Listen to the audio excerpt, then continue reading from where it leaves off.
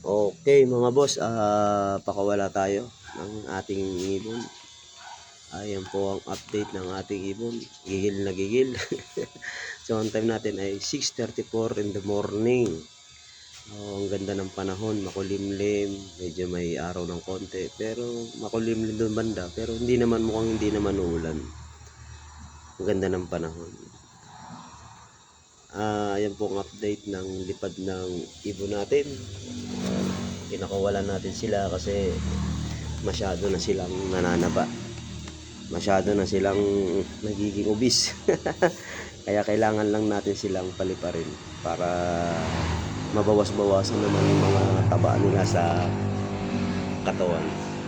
So ang ibon natin ang huling training yata niya ay Atimonan. Hindi, ano pala, Agkanghan ba yun? Ayun, so ayun pong update na huling training ng ibon natin. So ang lipad ng ibon natin ay consistent naman sila na dumarating. Maganda naman ang kanilang inuuwi, kaso lang ang problema ko dito yung sa clocking system namin dito sa club. Sa dami ng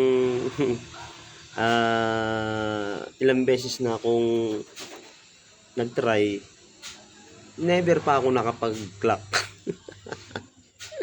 Laging yung problema yung clocking namin dito sa club. Yun talaga.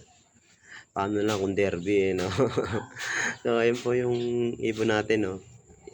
So, ang ibon natin ay hindi naman talaga nating kailangan pang gamutin.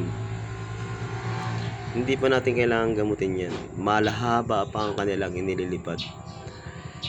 So, itong ibon natin sa nakikita ko ang ibon natin ay sa nakikita ko pag dumarating sila rito normal pa lang yung lakas nila. Wala pa tayong binibigay dyan na supplement para pabilisin. Hindi natin kailangan pabilisin ng ibon dahil napakahaba pa talaga ng kanilang liliparin. So ayan po yung ibon natin. Tutusin lumilipad naman ang ibon natin 1-2, 1-1, 1,000. Maganda pa rin ang inuuwi ng ibon. Ang hindi lang maganda yung pagka-clock. Kaya may mga sticker pa yan hindi ko na tinanggal.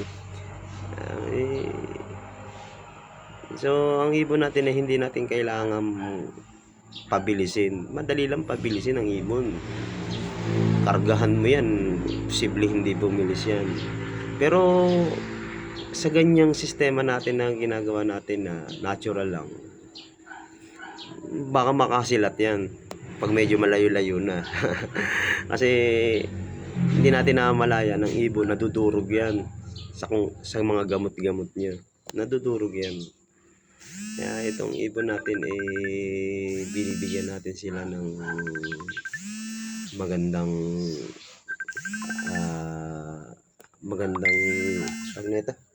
binibigyan natin sila ng magandang pagkain, masarap na pagkain. Yun lang po ang ating binibigay sa ibon.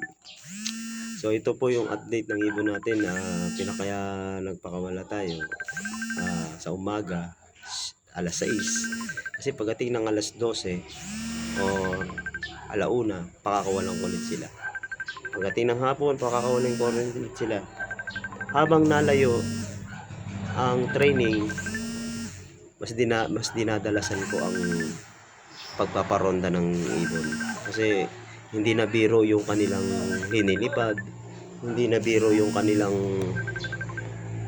dahil 100 plus na ang ninilipad ng ibon. Kaya medyo kailangan natin silang batakin pa ng batakin. So sa ibon naman natin magbigay na rin ako ng vitamins dyan, pero isang beses lang sa isang linggo. Simple lang binibigay kong vitamins. Simple lang. Fish oil lang. Yan na, sinasabi ko na ha. Fish oil lang ang binibigay kong vitamins. Kung sa tao nga, napaka-effective. Dito pa kaya sa ibon na napakaliit. So yan pa lang ang binibigay natin, fish oil. So, nakakatuwa naman kasi yung lipad ng ibon natin nung nakaraan, yung huling training, eh, talagang normal lang talaga sa kanila na pag dumarating dito, talagang naronda pa. Yung nakaraan, itong huli, yung lalaki, rumonda siya, naghatid pa. Grabe namang ibon, no? Grabe lakas, naghatid pa. Kaya nakakatawa talaga na ang ibon natin napakaganda ng kanilang dating kasi nakakatawa kasi hindi durog ang ibon. Siguro sa 250 kilometers baka malakas pa rin. Yun ang inaabangan ko sa mga 200 plus na. Doon na magkakalaman. Kaya sa ngayon kasi medyo malapit pa talaga eh.